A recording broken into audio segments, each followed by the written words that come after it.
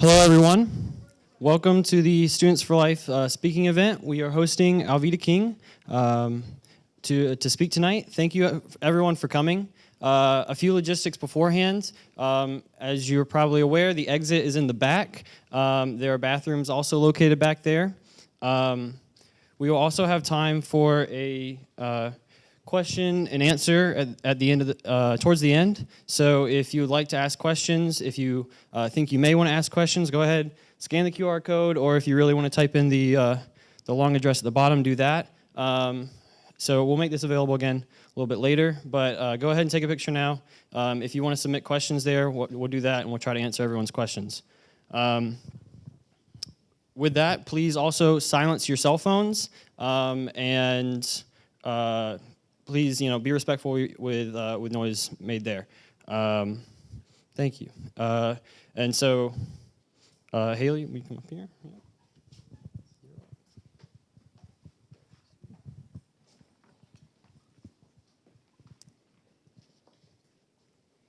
Good evening, ladies and gentlemen. Welcome to the first speaker event of Students for Life at Georgia Tech, and thank you so much for attending. My name is Haley Tice, and I'm the Vice President of Students for Life.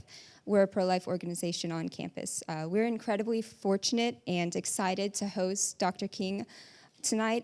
She is with Priests for Life, and her life and work continues to be deeply influential in the pro-life movement. She is the daughter of late civil rights activist Reverend A.D. King and his wife, Naomi Barber King. She grew up in the civil rights movement led by her uncle Reverend Dr. Martin Luther King Jr. You might know him. Her family home in Birmingham, Alabama was bombed, and as was her father's church office in Louisville, Kentucky.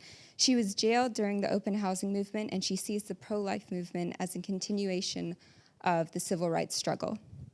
Her life is full of achievements that reflect her profound influence in the fight for human rights. She is a former college professor, and she served in the Georgia State House of Representatives. She is a recipient of the Life Prize Award, the Cardinal John O'Connor Pro-Life Hall of Fame Award, and the Civil Rights Award from Congress of Racial Equality. She is the founder of Alveda King Ministries and also the recipient of an honorary Doctorate of Laws degree from St. Anselm College.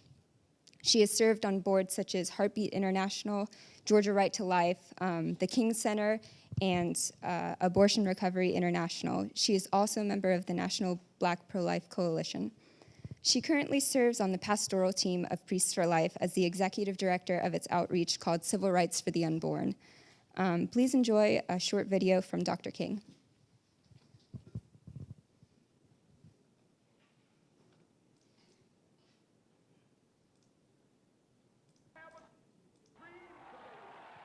Martin Luther King Jr.'s iconic "I Have a Dream" speech still seared in the minds of so many.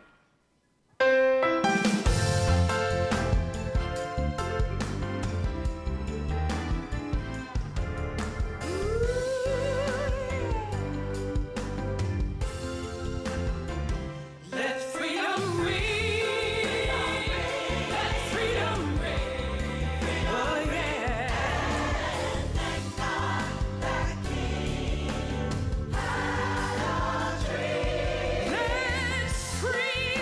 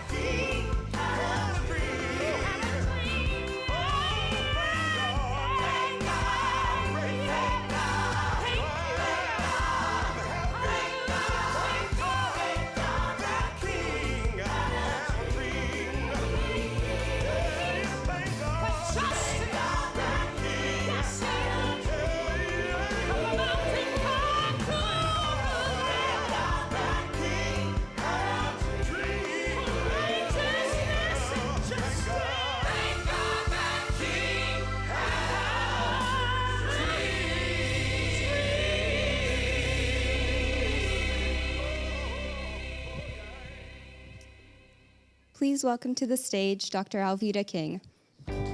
All right, all right, all right. Can everybody stand up just for a minute? Stand up, stand up. I was a school professor over at Atlanta Metropolitan College for years and years, for 19 years. So now, how about a really big hand clap for yourselves for being here? A really loud hand clap for everybody. All right. There you go. Have a seat, have a seat. And thank you for coming, everyone. I appreciate the leaderships of Students for Life here at Georgia Tech for inviting me. I've been on the campus before to do this kind of talk, and so I'm glad to come back. I have a son who graduated from Georgia Tech. He's in medical school now. And when we came on campus, there's a new statue of 3 men. And they're African-American men, and they were the first to matriculate, African-Americans to matriculate here at Georgia Tech. So we took a picture there, and that was very exciting for me to be back on the campus. And so if you're students, I just salute you for your efforts as you're studying. And if there's faculty here or family and other folks. And I've lived long enough now. I'm 69, and my 69th birthday will be January 22nd next year. 2020, but I count the 9 months that I lived in my mother's womb. And so that's why, have you ever noticed little kids, and you'll ask them how old they are, but they'll always say, add another year to it. So I think when they're little, they're kind of conscious of that too, and then we lose it. And then women, for some weird reason, I don't tell my age, a lady never tells. I say, well, I'm telling because I lived another year. That's exciting to me. So I don't mind sharing my age. I'm glad to be here with the leaders of Students for Life here. And it's a very brave thing to be involved in that kind of club or activity. And if some of you are interested in being a part of that, make sure you stop by the table and get that information. And so that's sometimes a controversial topic. The issue of life can be very controversial. I understand that. Also, when I hear people say, especially people my age, oh, you're our future leaders. No, you are our leaders. You're the leader right now in your generation. And that not only goes to folks who are your age as college students, but I even tell my little grandchildren, and I have some very young grandchildren. I say, no, you're a leader now. And so I want you to understand the influence that each of you has in your community, in your life, your dominion territory, your circle of influence. And that's going to be very important with the topics that we're going to discuss tonight. Among some of the things that I do, I write books. I have an interest in a publishing company. I produce music and film. I'm the executive director of a new movie that's coming out, Roe v. Wade. Make sure you see it. And somebody just yawned. I heard you, another pro-life movie. Well, you know what? This one is going to tell exactly how Roe v. Wade became law. And then we're going to say to the public, once you see it, you make your own conclusions. You make your own decisions. But a lot of folks don't even know how the law came into being. Are there any law students in the room? Raise your hand if you are. Okay, because usually I have law students, so that means I won't get those kind of questions unless they do them online. Okay, good, I can relax a little bit, because they usually know what they're talking about. But when you examine law and to see how things came into being, and every government started out on paper sounding real good. But over the years, when people put their own interpretation on it, their own desires, their own reasoning, then we begin to see that other things happen. There is something called a law of unexpected outcomes. And I learned that when I was young. I was probably in my 20s when I first thought about it. And what we do today, we can't necessarily think what's going to happen 5 years from now, 10 years from now, 20 years from now. You can maybe project and do that. People in business do that pretty well. This is our plan. This is a strategic plan. This is what we're going to do. We expect this in 5 years, 10 years, or whatever. But there are some outcomes that you just can't imagine. You don't know. So you put something in motion, and then you never realize what it's going to be years later. In 1973, when abortion became legal in America, nobody ever thought that 60 million human beings would be dead by abortion in the 21st century. over 60 million legally dead since 1973, little people. And if you were like me, I did have abortions in the 1970s, one in 70 and one in 73. I had an illegal abortion and a legal abortion. I hid it from my family pretty well, didn't talk about it at church because back in those days, it was secret. You didn't discuss those things. I had no idea all these years later that I would still wonder about the babies. There were 2 babies aborted and 1 miscarriage because my body was hurt by the abortions. And so I had no real thought of all of that when it happened. There was something else that came to me along the way, along the path with those choices and decisions. And I was just so adamant, a feminist, a strong feminist. I still am today. A woman should have equal rights. If I go to work with a man, I want the same money. But I'm old too. If I go to work with somebody young and I'm old, I want my paycheck. And I don't want to have it less and not equal because of those types of things. So I'm a feminist. I'm a civil rights activist, executive director of civil rights for the unborn for Priests for Life. So I believe in women's rights. But you know, many of the little babies in the womb are little women. So you have to ask this question. You'll say it this way. A woman has a right to choose what she does with her body, absolutely. But the baby's not her body. So the next question is, where's the lawyer for the baby? Who's going to speak up for the babies? And that's what Students for Life does. And that's what I do over at Civil Rights for the Unborn. And so somebody has to speak for the one you can't see. And interestingly enough now, 4D ultrasound, anybody mind saying, has anyone in here ever seen a 4D ultrasound? Anybody? Okay, a few of us have. When I saw the first one with one of my grandbabies, I said, my God, she's beautiful. She's pretty. Now, that was the 3 and 4D ultrasound with that particular grandbaby. Well, when her mother got pregnant, at first it was an unexpected pregnancy. She had been kicking it. She lets me tell this, so it's okay. She had been kicking it. So I don't know what y'all call everything now when you date or kicking it or go out with somebody, but it's not supposed to become something. So it was that kind of thing. And she became pregnant. So then she was talking to her friends before she came to me. And she was like, man, maybe I need to have an abortion. This wasn't that long ago. It was in this century.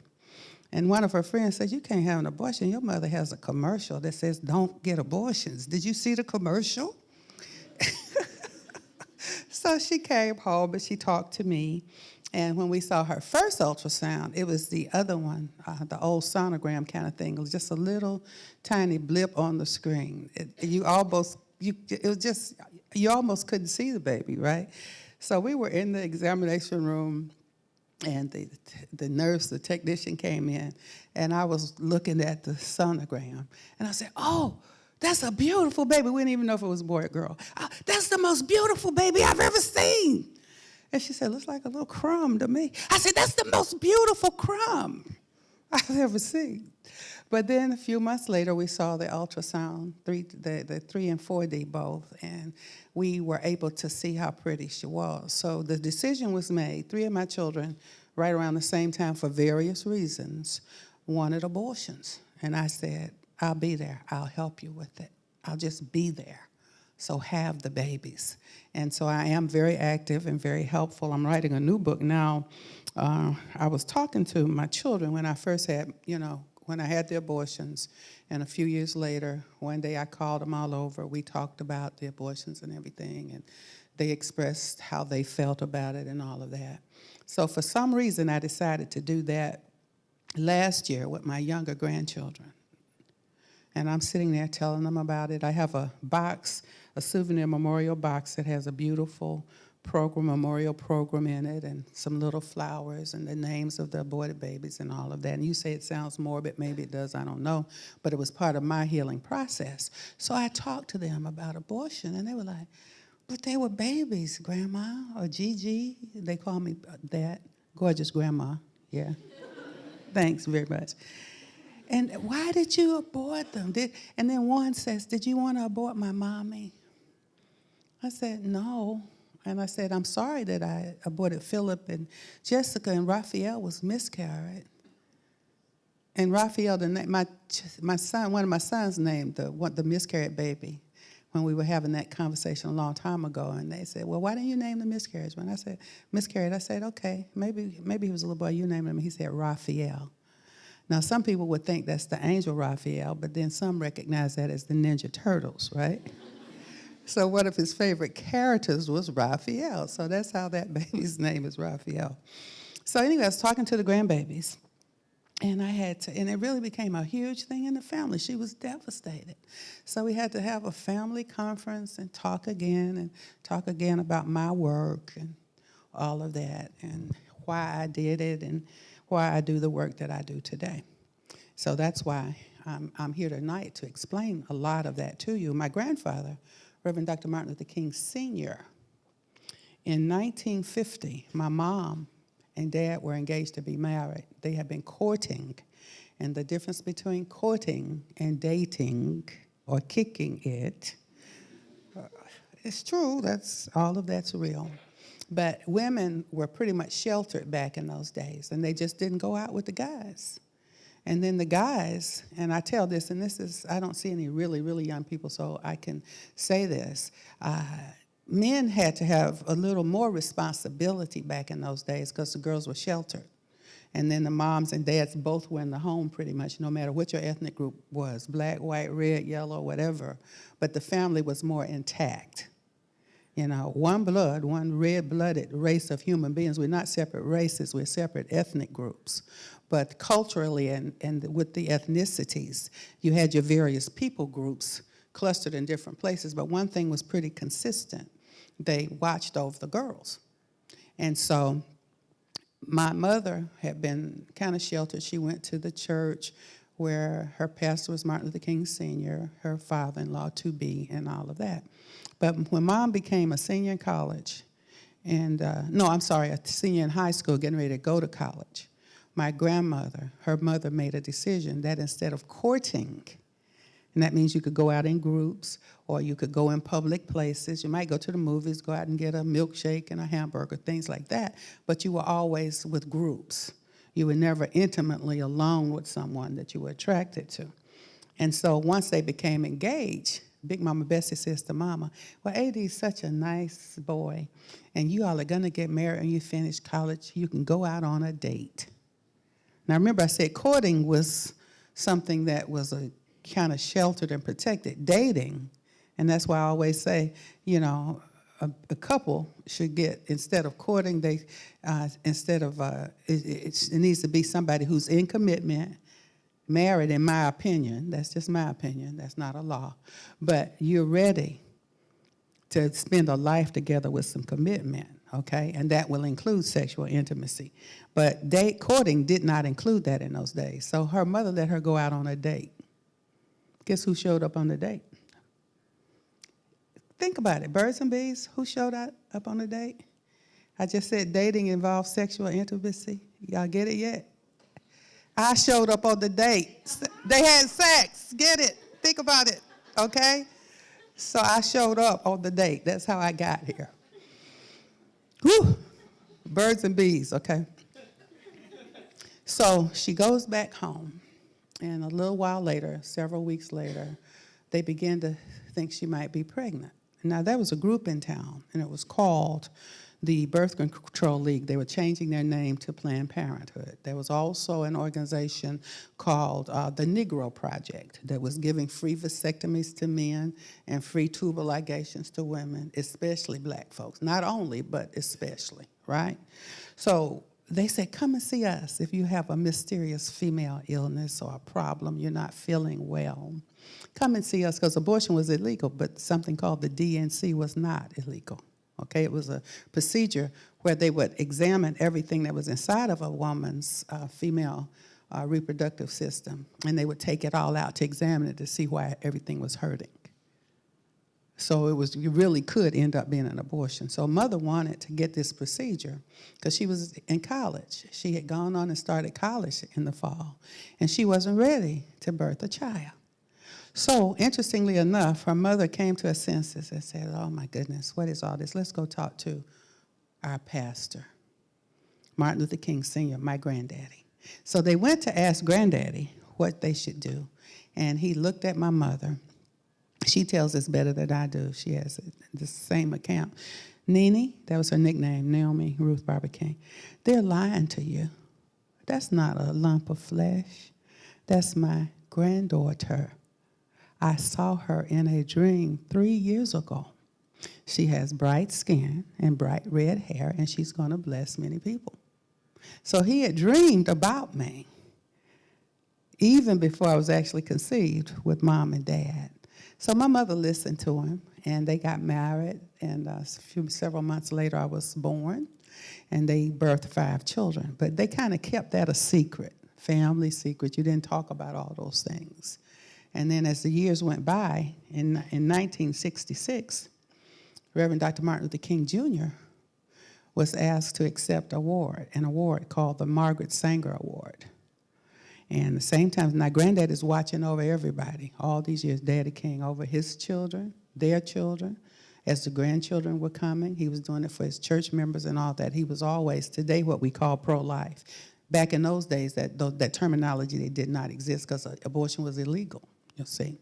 But in 1966, Reverend Dr. Martin Luther King Jr. was offered the Margaret Sanger Award. Interestingly enough, he did not accept the award. His wife did. Now, I've had people say, well, if she accepted it, she went for him, she accepted it for him. Not necessarily.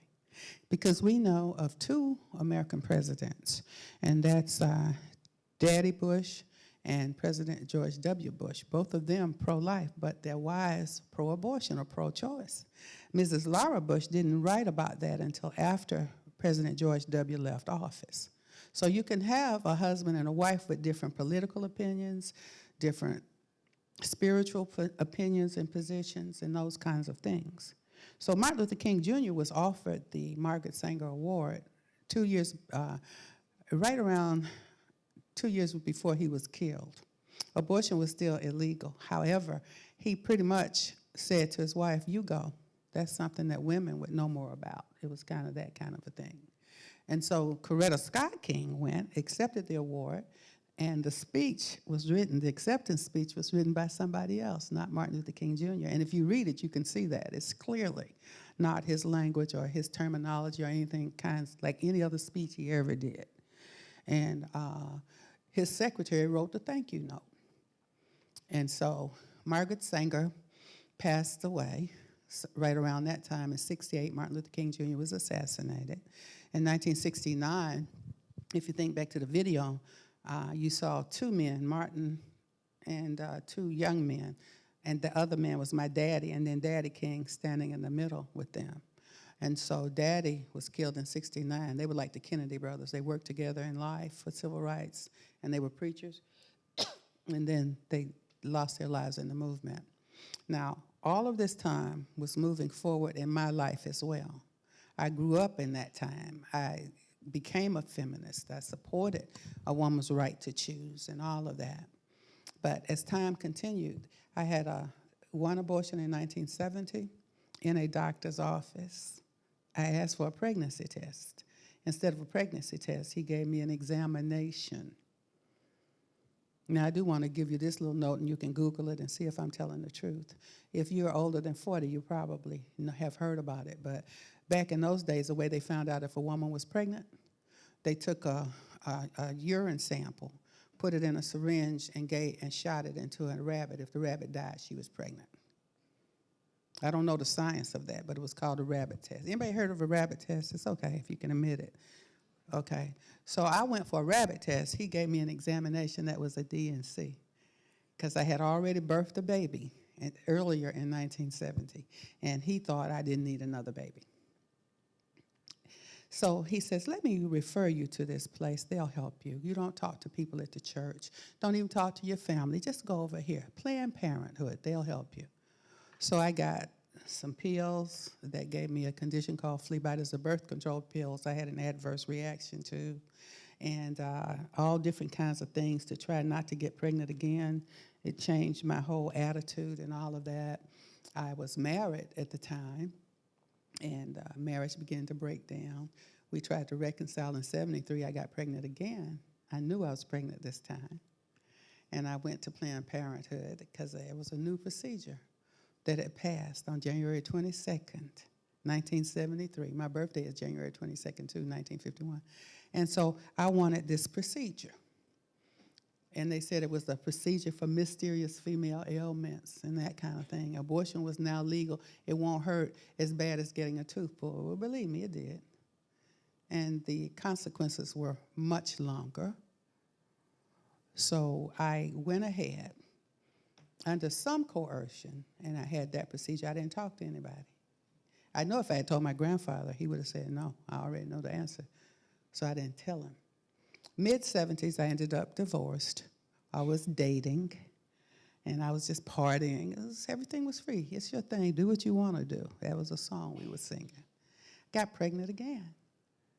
And I did tell my granddaddy. He said, wait a minute, what? No, we don't do that.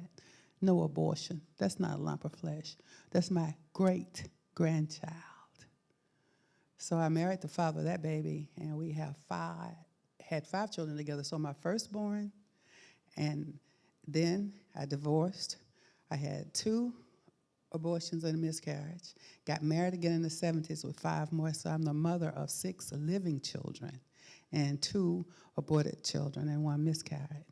So that was just my own testimony, and I always kind of share that to put it in context. So I was not always pro-life. I would argue all the time a woman has a right to choose. I still argue that. She does, but the baby's not her body. So you have to find out now, where's the lawyer for the baby? I had a born-again Christian experience in 1983, and that's when I began to realize it's spiritually wrong to kill people who are innocent. It's just wrong. And so I confessed of all of my sins, and believe me, that was a long list by 83. But I began to be a voice for life in 1983, and I still am today. And so I was kind of, and I'll bring it now to the 21st century, into your time, because some of these laws now that we have, and America was just totally shocked a few months ago when New York and Virginia pretty much said, if the intent was to abort a baby, if the baby's born alive, leave it there, make it comfortable, let it die. And America's like, oh, they don't do that here. Yes, they do. Absolutely. Yes, they do. And then we keep hearing all of these reports, and people say, that can't be real. You all are making that up. It's just not real. But it is, and these are little human people. Doesn't matter what color the skin color is. That's racism. It's such a lie. My race needs to get along with your race. And I ask people sometimes, I say, let me see if I can do it tonight. Are you an Endorian or a Klingon? Y'all know what that is. Mr. Spock, okay? What planet were you born in if you're another race? We're human, red blood. The skin does not define that. It just doesn't. How much money you make doesn't define that. What country you were born in doesn't define your humanity. We are human beings. And that's from conception, or in some cases fertilization, until natural death. And I have to say natural death, especially at this age. I've known it forever. But older folks now, well, you're old, just let us help you comfortably die. You don't need to suffer. No. And the same thing for sick people or poor people. So these are things that we have to consider that are going on in our society today, which is why I'm so excited to see so many people here tonight, why I'm so excited to have Students for Life active right here in Atlanta, Georgia, because it's just so much to consider. We're going to get to the questions in a minute. Can you come back and put the, what do you call that little square? QR code. I sort of know that because I have a cookbook that has QR codes in it, and it's Gigi's Home for the Holidays, and you can scan them and see my grandkids cooking in the cookbook. But I forgot what you call it. That little squiggly thing. That's kind of what I call it. So you'll want to take your cameras out real quick, or your phones, your devices, and take a picture of that in case you want to ask a question, because I'm going to wrap it up in just a second so you can start punching your questions in. But see, that's my testimony. So, baby's born alive. Keep it comfortable, let it die. It was supposed to be aborted. My God, how did we get here? Woman has a right to choose, right, but the baby's not her body. Where's the lawyer for the baby? Those are the kinds of questions that I have. So I want you to begin. I want to mention one more thing, too. You probably can't see it from out there, but we just did a study called Black and Brown Americans in Search of the American Dream. It's a 21st century treatise, and it examines reparations, abortion, a lot of things are discussed here. And there are about 28 of us and 30 articles. A couple of us wrote too. So I did want to mention that. So while you're looking at that, can we play that Silent No More really fast? You can get your questions. If you have questions, he's going to pull them up in just a couple of minutes.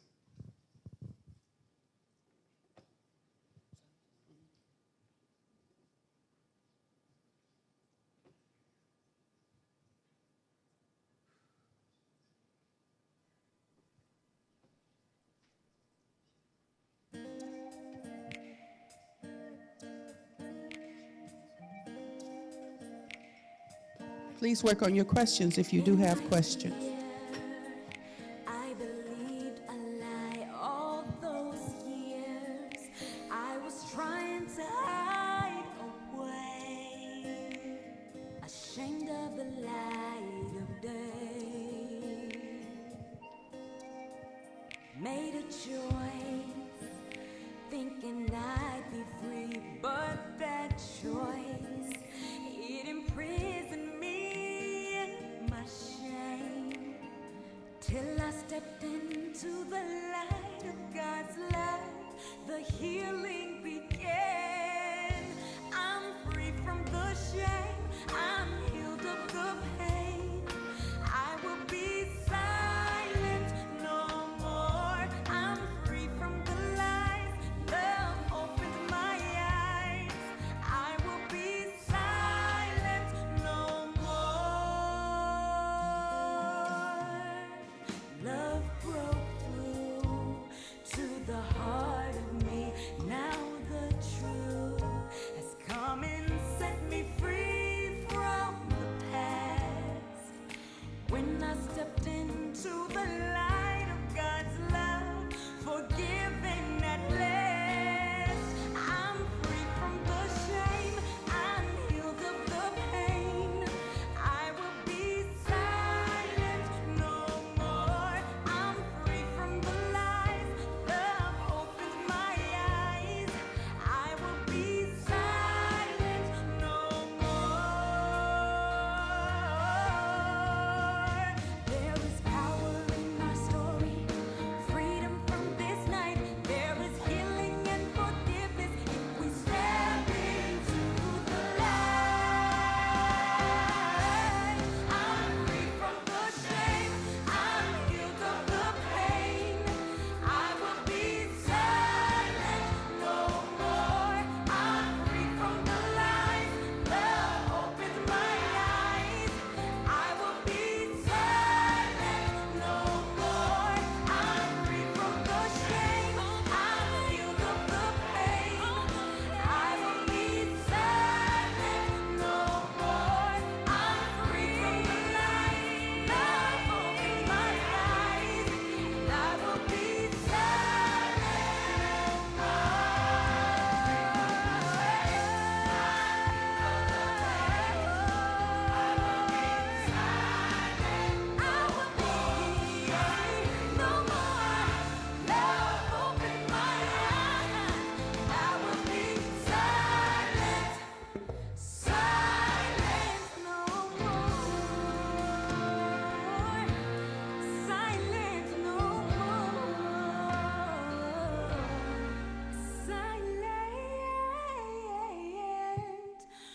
no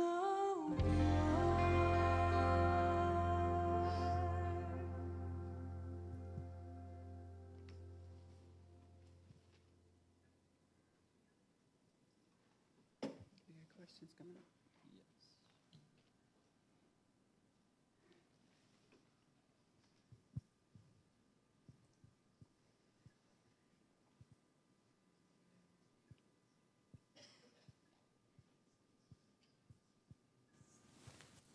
Hello. Cool.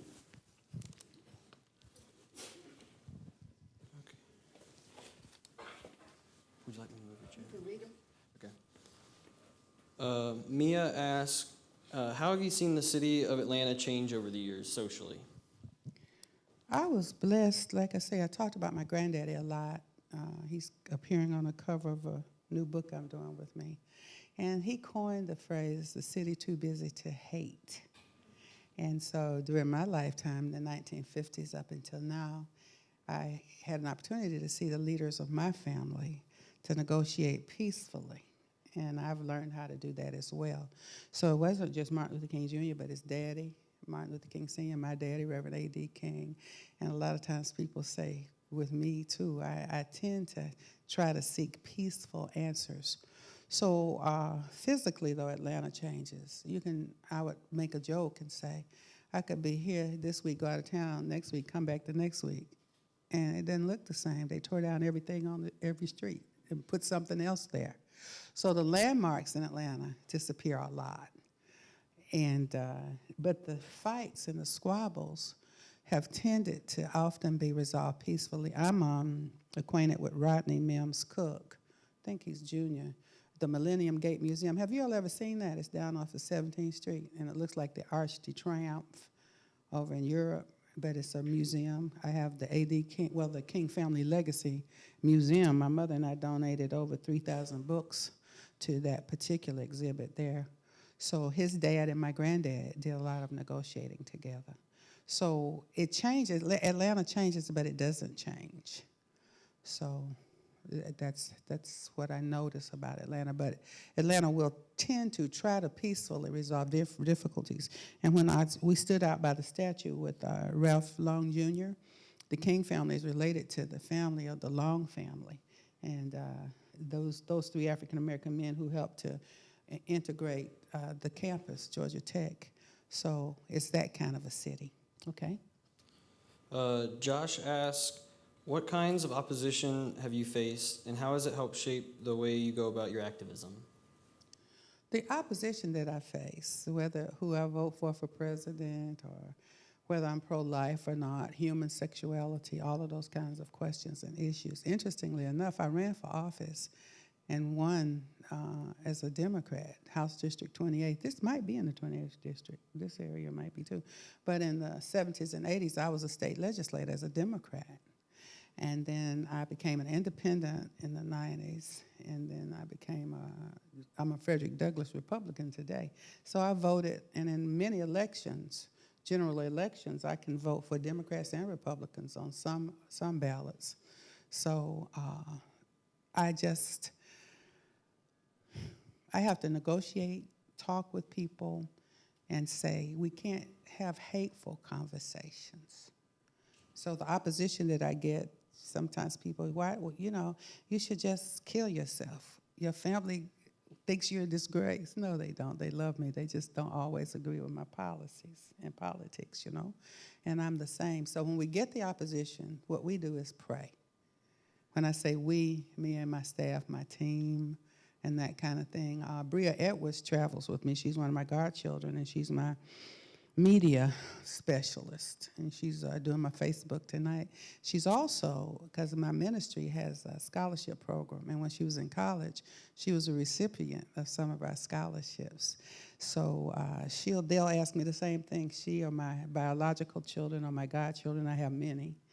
How can you take it when people say these things about you? I said, I just love everybody every day. It's just love. So I do get opposition, but what I try to do is to reasonably present facts and have people just kind of think about it. Ben asks, how do you start conversations with others that have different beliefs, and because usually they come out to controversy or... I start the conversations very gently, very quietly, and I listen more than I talk. And that's very hard, and it's not always possible to easily do that. But in listening, and then I'll begin to gently say, well, have you ever considered? And those approaches work better for me. So everybody's not. Some people have fire and brimstone, and they're supposed to jump on you and get right in your face and tell you the truth. And I do that too. I have a nice saying that I love, tell the truth and shame the devil. And so I try to do that approach. Aaron asks, are there any cases in which you would support abortion?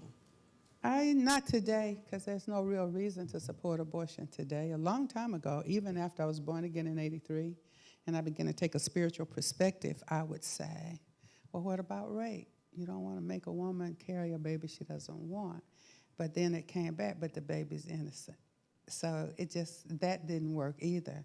And then I found out later, scientifically, medically, when a woman has an abortion, regardless of the circumstances of how she got pregnant, she's at higher risk of breast cancer, cervical cancer, mental problems, and so many things. So even if you got two victims, the woman and the baby. They're both victims. So you've got to try to do something for both of them. For the sake of the health of the mother has always been a very low number when the mother's life is at risk. And it's less than 1% now with science. And so most pro-life doctors, I would say all pro-life doctors that I know, say when you have a situation when it's a health risk, you have two patients. You don't go in thinking you're going to take the life of either one of them. So today, I just know there's absolutely no reason to abort a baby. And then, adoption's a powerful option too. And we have to do a better job so that we know that loving people adopted children, not people who are going to harm them. But that can be done. Connor asks, do you believe this is just a religious issue? Is that where you changed to being pro-life, or? I was moving towards being pro-life before my spiritual awakening in 1983, and it came from a civil rights perspective. Because I realized that the baby was innocent. And I realized that before the spiritual part came into fullness with me. Science substantiates that the baby in the womb is a person. 46 chromosomes, 23 from dad, 23 from mom, making a unique human individual.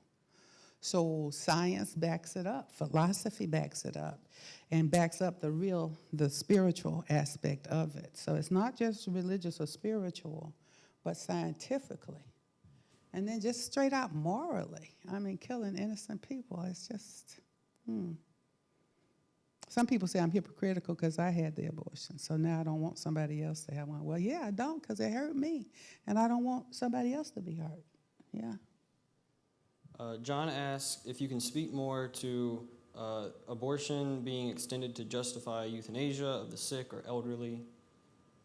And also in racism, because Margaret Sanger, it turns out, was a eugenics and she was for genocide and eugenics. She lectured to the Ku Klux Klan, for example, and she would say colored people are like weeds, they need to be exterminated, but we don't want that word to get out, so let's come up with a scheme and a plan. The same thing for the elderly. There's a movie, Soylent Green, and there was a man in it named Charleston Heston. It's a very old movie, but I remember I saw that when I was younger, much younger, and they were saying to the old people, because the planet was suffering, they said, and all that. So they would send them into this little execution chamber, but they would tell them they were passing on into another place. And then they would process the people into little green wafers. And I said, my God. And honestly, we do have somebody who's running for office today saying that for our environmental purposes, we need to keep abortion. I'm like, man, no. And there's an Office of Population Affairs in the United States government. Look that up. Or read the Moynihan Report. All of those are, some of that information is in this book, Black and Brown Americans in Search of the American Dream. So it's just not supportable. The environment, if you do all the things that are being suggested to sustain it, down to killing innocent people, it's not going to be a pleasant place to live regardless. Todd asks, what can we do to get involved, and how do? I'm going to let you answer that when you come back to wrap up how to get involved, because I know you've got a website and you've got other things that people can do to find Students for Life right here, and this is a good place to start.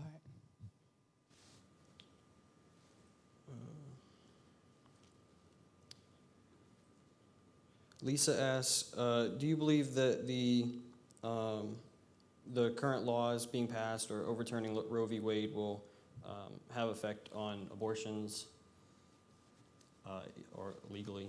It'll take a long time because once Roe v. Wade is overturned, and it should really be overturned because it's very bad law, they said things like, well, we don't even know if it's a baby. Well, now you do. Well, it's not going to be harmful to women. Yes, it is. And there are thousands of testimonies to that effect. But all that means is that it would go back to every state to have their own laws and situations. So it's not overnight, Roe v. Wade is gone, go get a coat hanger. Abort your kid that way. That won't happen. It will take time. And what has to happen on the opposite side, when abortion becomes unthinkable. So unthinkable is even better than illegal. There's always something else I can do without aborting my baby. What is it? Pregnancy care center, adoption, this or that. As abortion goes away, people are going to need more support. So the caring side, people say, well, y'all just care about the babies. You just say don't abort the babies. You don't care about the mom or the dad or this or that. How long do you help them? I just say as long as it takes. And I've got some now who are adults. One young lady got married the other day. She sent me her wedding picture and the pictures of little children that were saved. And now she wants me to send her a marriage counseling book. And I will do that. So she's been with me for a while, several of the ones that we help. So as long as it takes. Madison asks, some women have abortions because otherwise they would not be able to provide a good life for the child, putting them up for adoption or living in severe poverty. I know too many women who did not abort their children, who finished school, finished college, they're doctors, they're lawyers. I do have 6 living, and I do regret the two aborted in a miscarriage. But having babies, I remember one of my children was born when I was in the legislature, and I've got a picture of her, a little baby sitting up on my desk while I'm passing bills, you see. So having babies does not stop women from enjoying life. And the opposite is actually true, physically, mentally, and emotionally, and all of that. It can have the abortions can have adverse effects. And we'll do this last one. Sharon asks, what do you think Dr. Martin Luther King Jr.'s opinion on race relations and the pro-life movement in America today would be? Well, I'll give you 2 or 3 of his quotes. Injustice anywhere is a threat to justice everywhere, and it's unjust to kill innocent people. The Negro cannot win if he's willing to sacrifice the futures of his children for immediate personal comfort and safety. And we must learn to live together as brothers, as sisters, or perish together as fools. That's the race thing. Because how can we be brothers or sisters if we're separate races? It's not possible, not scientifically, not religiously, spiritually, or anything. So he was not a racist. He saw us as one blood, the human race. And he supported families very much. And he certainly wanted justice for everybody. Thank you. I'm going to let you answer that other question about how do you get involved.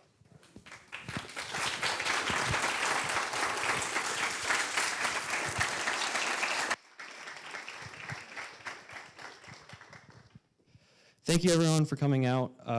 Let's give Dr. Alveda King another round of applause.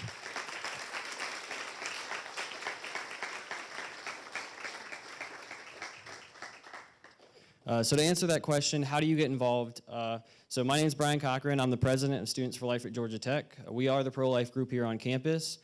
Everyone is welcome. Everyone of all religions, everyone of all political parties. If you think you don't belong, you do belong. We are all pro-life here. And so if you want to get involved, you want to help, you want to learn more, you don't know anything about it, come talk to me. If you want to go volunteer with us at pregnancy resource centers that help women in need, come talk to me. And if you really want to get involved, you want to get politically involved, you want to change laws, you want to help out those children that are being adopted, come talk to me, right? We want to do this, we want to change the world, and we want to help women. So thank you everyone for coming, thank you for listening, and have a great night.